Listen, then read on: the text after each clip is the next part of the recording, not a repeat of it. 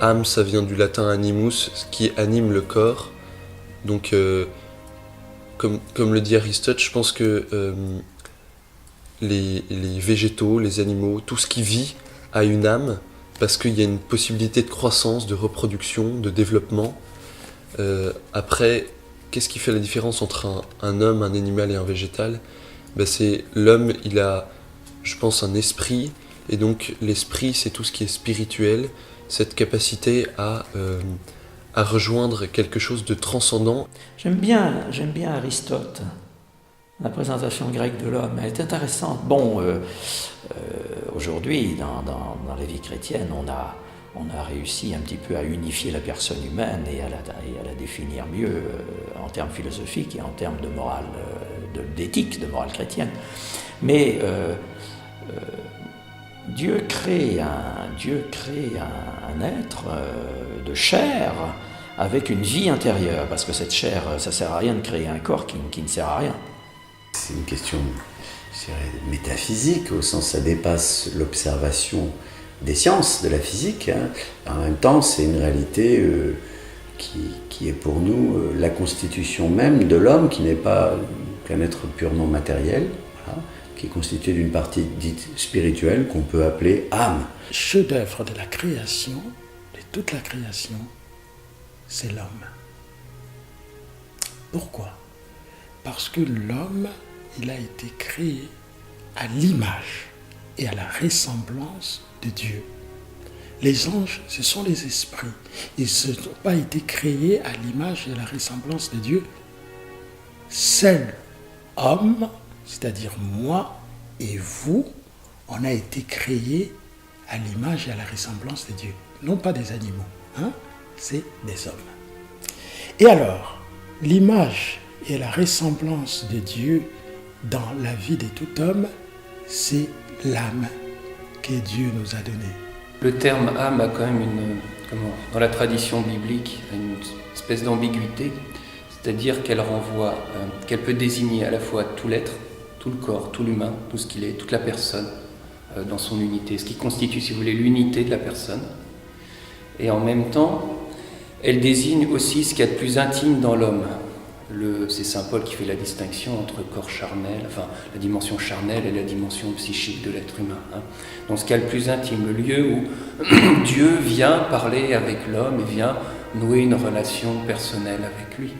On retrouve ça par exemple surtout dans ces notions, cette relation de l'homme avec Dieu au fin fond de l'âme. On retrouve ça surtout dans la tradition mystique, que ce soit par exemple chez Jean de la Croix ou Maître Eckhart, on va parler de la fine pointe de l'âme, là où Dieu vient nouer une rencontre, vient parler à l'homme dans toute sa personnalité. Qu'est-ce que c'est une âme ? Il y a la révélation qui nous est donnée dans les Saintes Écritures. Dans le premier livre de la Bible, le livre de la Genèse, il y a ce descriptif symbolique excessivement beau où il est dit que Dieu a pétri l'homme avec la glaise du sol et il a insufflé dans ses narines un souffle de vie. Donc il est devenu animé, anima en latin qui veut dire, qui a été traduit par âme, animé, c'est-à-dire qui a reçu le mouvement, l'être, mais c'est beaucoup plus que ça. L'âme, c'est à la fois ce qui nous fait être à l'image et à la ressemblance de Dieu. Dieu a créé toutes choses, c'est ce que nous découvrons dans la foi, mais l'homme et la femme, il ne les a pas créés comme toutes choses, il les a créés infiniment au-dessus de toutes choses. Il les a fait à son image et à sa ressemblance. La première âme du corps, c'est celle qui lui donne l'énergie de se tenir debout et de vivre. Mais il y a un apport froid dont parle Aristote, c'est cette âme qui lui donne son intelligence, qui nous donne notre raisonnement, qui donne notre première conscience que nous sommes une personne debout, que nous avons devant nous des gens à qui on peut s'adresser et on peut se grandir, se sanctifier dans la vie ordinaire, comme ça par rapport aux autres. Puis Dieu nous a donné quelque chose de lui, que l'on a à chaque naissance. On appelle ça la roua en termes hébreux, c'est l'âme chaude, c'est la partie chaude, l'esprit que Dieu nous laisse, mais dont l'homme ne se rend pas forcément compte dès le début. Une âme, pour moi, c'est déjà avoir un cœur. Un cœur pour les autres, pour soi-même, pour Dieu. Pour moi, l'âme est quelque chose qui nous dépasse, qui transcende l'homme. C'est quelque chose de beau, d'infini. C'est quelque chose que... C'est une part de mystère, c'est la part du mystère de l'homme. La preuve, c'est que, je ne sais pas si on dit ça par ici, mais quelqu'un qui meurt, souvent on dit « il a rendu son âme à Dieu ». Ça se dit par ici ? Oui. Bon, si on l'a rendue, c'est qu'on en avait une. Hein?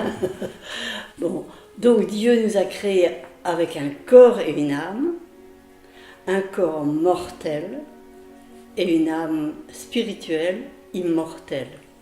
Et on sait bien, en philosophie, on dit que l'âme, c'est immortel.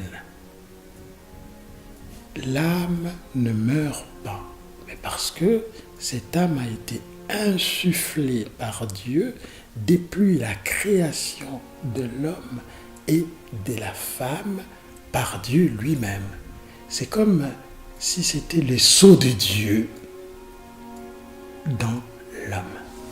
Et c'est vrai qu'avec ça, on peut que être fier, puisque on sait que nous avons été créés à l'image et à la ressemblance de Dieu, et que Dieu s'intéresse à nous.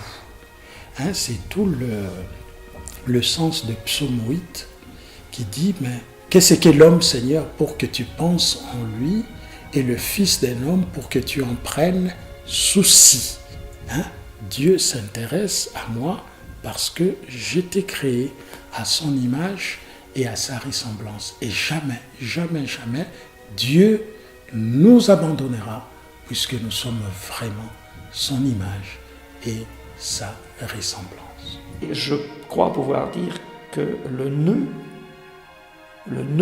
de la personne humaine, c'est son cœur.